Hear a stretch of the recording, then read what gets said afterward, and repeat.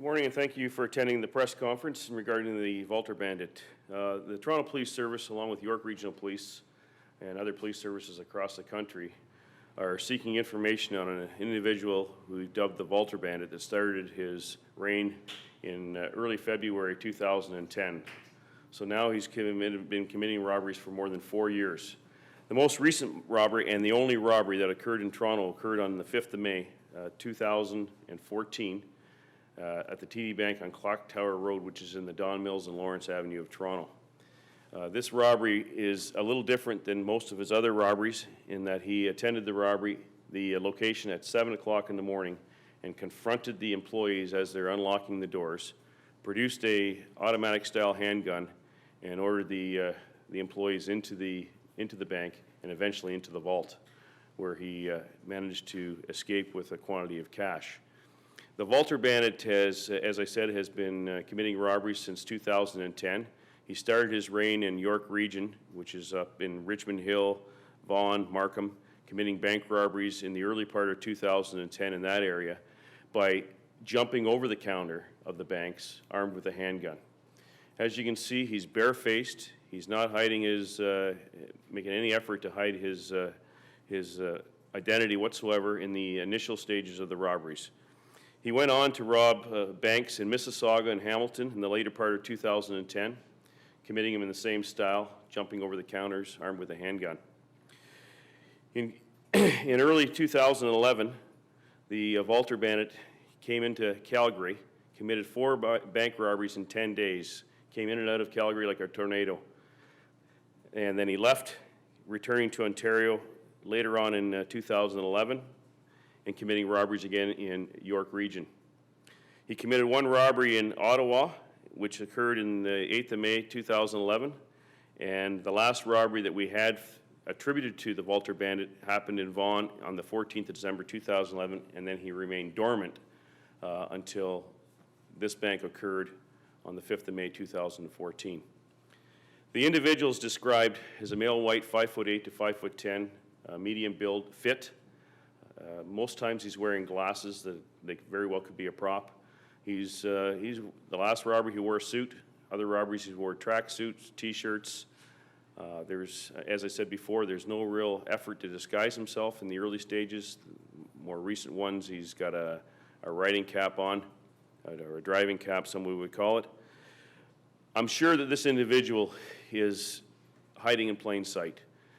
He's going to be known to neighbors, brothers, sisters, friends, and he's probably living a normal life other than committing these crimes.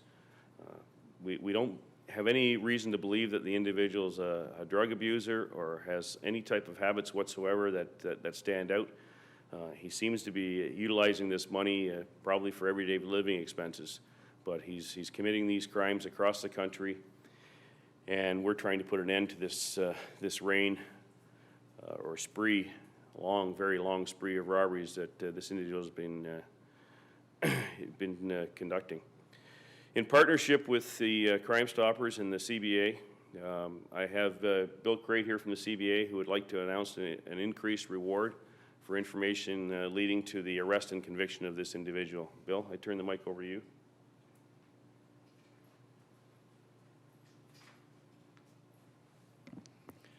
Thank you, Staff Inspector Earl from the Toronto Hold-Up Squad, for inviting me here today. The Canadian Bankers Association actually represents 60 banks in Canada, approximately 280,000 employees, and we provide services out of 6,320 banks across the country. Robbery, as I've said in the past, is a personal and predatory crime, and the desperation and unpredictability of this crime is what makes it so dangerous for not just our customers, but for our employees. It is the risk this crime poses to innocent people that we're concerned with, not the money that's lost. The banking community actually commends the police, along with Crime Stoppers, for the good work that they're doing. Their efforts have prevented, I think, a lot of crime, and they've also made our communities much safer. It is this good work that has reduced the number of bank robberies in Canada over the last 12 years from 1,100 to 525 in 2013. You've heard from Staff Inspector Mike Earl about the Walter Bandit. And I just wanted to give you a little bit of background. He has been active over the years. In September 2013, the Canadian Bankers Association initially offered a $10,000 reward for information leading to the Walter Bandit's arrest and conviction. And we repeated that award announcement after he became active in Calgary on April the 19th, 2011. In December 2011, we increased that reward to $20,000. And the Walter Bandit seemed to go underground after that last announcement. As you've heard from Staff Inspector Mike Earl, he is active. He's been active in Toronto. And so to help with that investigation, today I'm announcing an increase in that reward from $20,000 to $50,000 for information leading to the arrest and conviction of the Walter Bandit. We hope that this will encourage people to provide some information that is necessary to stop this individual. It is efforts such as this media event, and as I mentioned, the good work that the Toronto Police are doing, York Regional Police and other police services, along with Crime Stoppers, that I believe are influencing this behavior and deterring bank robberies and giving us the lower statistics year over year as we go forward. If I have one final message to relate to bank robbers and potential bank robbers, it is that we will not give up until you're caught. We will not quit. Thank you. Thank you, Bill. Just got a couple of further things to add. We're looking for the public's assistance. If anybody that can identify this individual or has any information on these whatsoever, to contact Crime Stoppers or the Toronto Hold-Up Squad.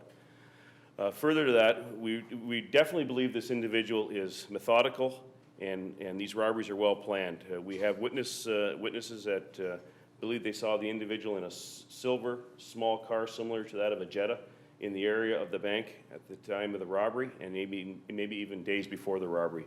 Our investigators are trying to follow up through surveillance cameras still within the area.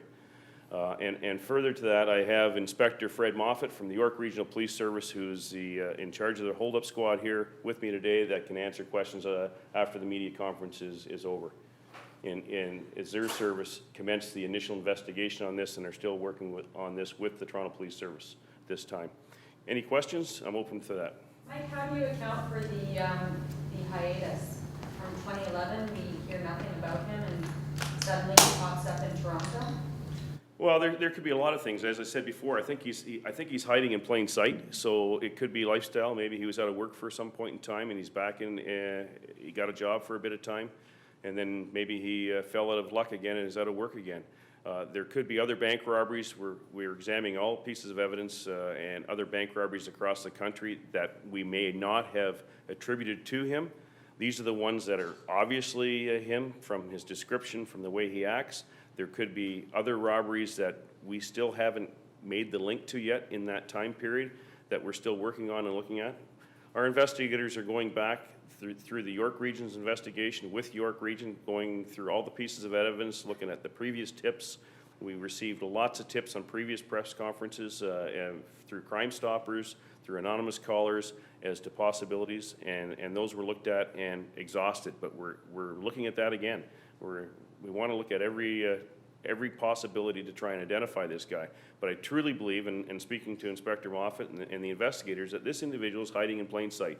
He's going to be somebody out there probably living a normal life, and maybe somebody's just is thinking to themselves, it can't be the neighbor, he looks like him, but it can't be him. Those are the people we need to call, the ones that actually are second-guessing themselves, because it very well could be that neighbor, or could be that relative or that friend, and he's got two ways of lives at the same time.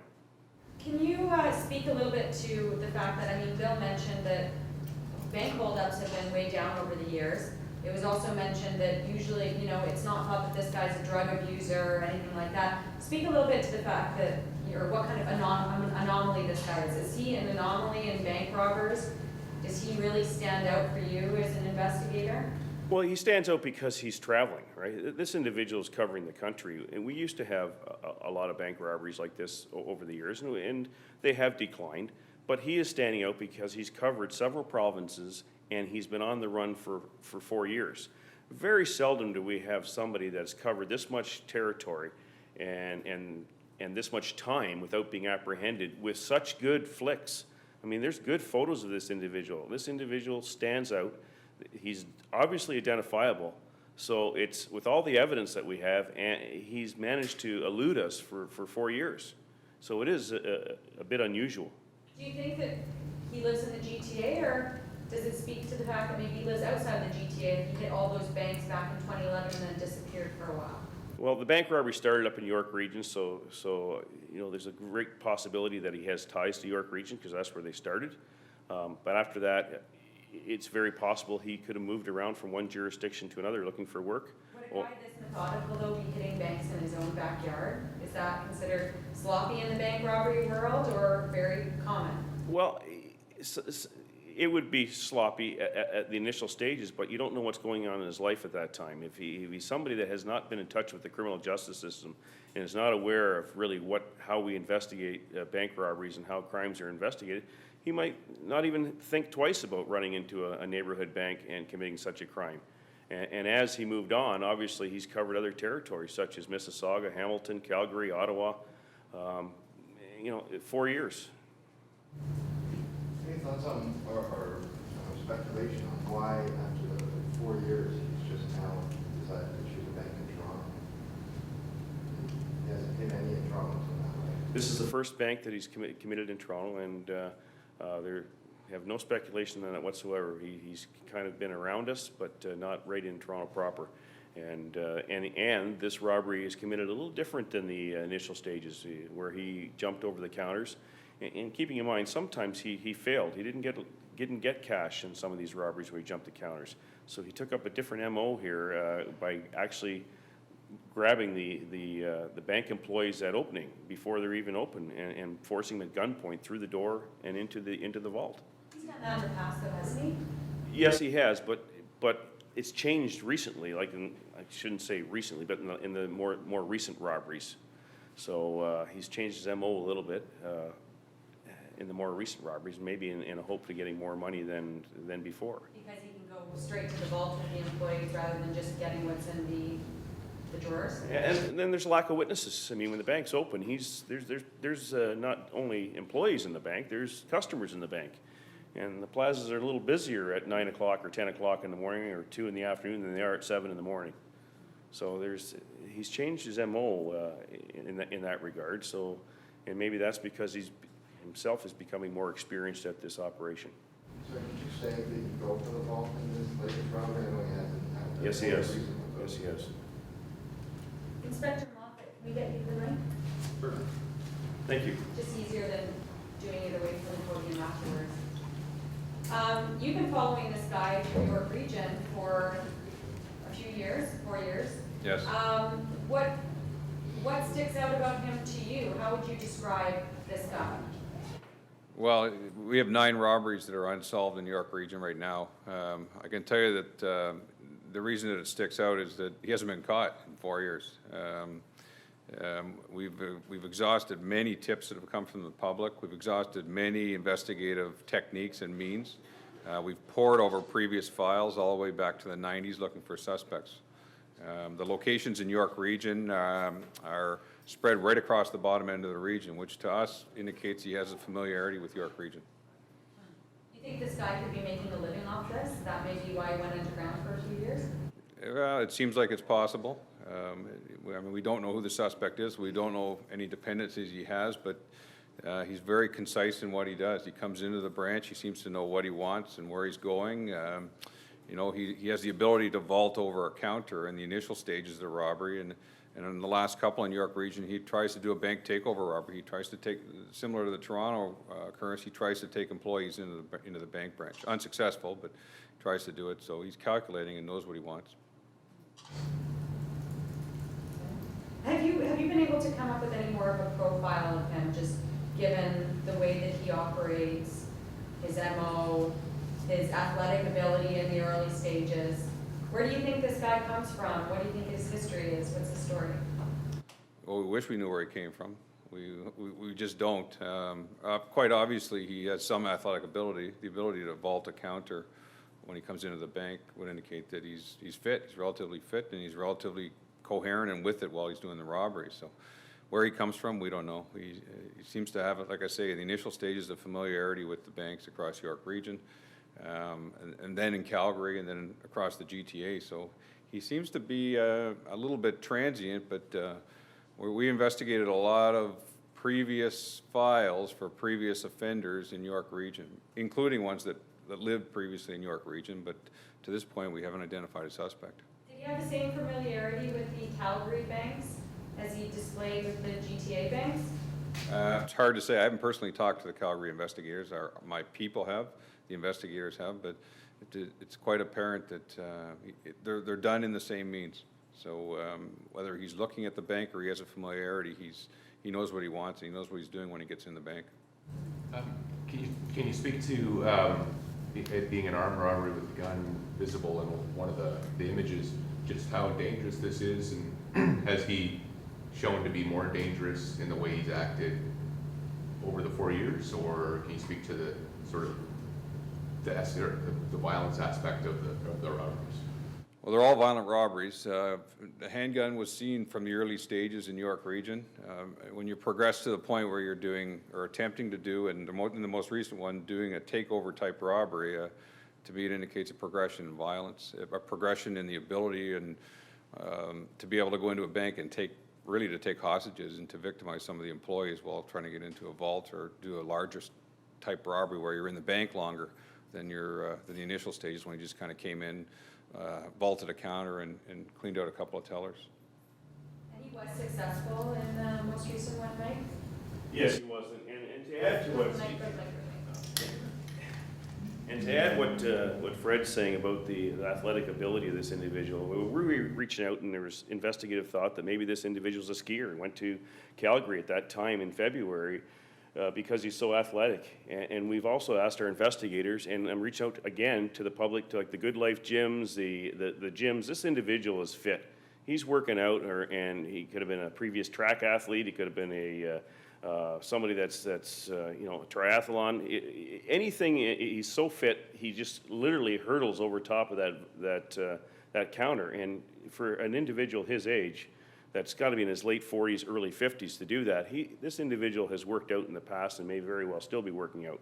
So, I appeal to the gym owners and people that are going to the gyms in the GTA, York Region, or Ski Hills, anybody in an athletic business to have a look at this picture. He may stand out to these, to people, and again, he may be hiding in plain sight. He might be working out next to this guy in the gym. So please, have a look at it. If you have a tip, call it in, Crime Stoppers. And I know you guys never speak to exact dollar figures, but can you say broadly, hundreds of thousands of dollars over the years, how much has he gotten away with? Well, we don't really talk about it. He has obviously been making a living at doing this. Sometimes he's hit and miss. He hasn't made money on each one of these robberies. He's failed on some of the robberies.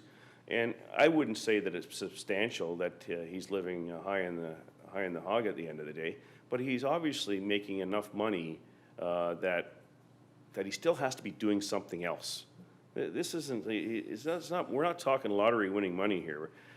He's getting some money from the bank robberies, and that's his goal, no doubt. And it may be just to assist him in his daily living to begin with, in between jobs or whatever else is going on in his life. Do you think this is more than just a thrill? Like he's doing this to make money? Oh, I believe his goal is money here. I don't think this is a thrill. I think this is. I think there's something more going on with him, obviously, and it's going to be in his life, whether he's in between jobs or he has big bills or maybe even a gambling addiction. If there's any type of addiction at all, it might be something like gambling. The investigators and everything we looked at agree with what Inspector Moffat said. This guy's athletic. I can't see him being a drug abuser or a substance abuser when he is so agile and so fit.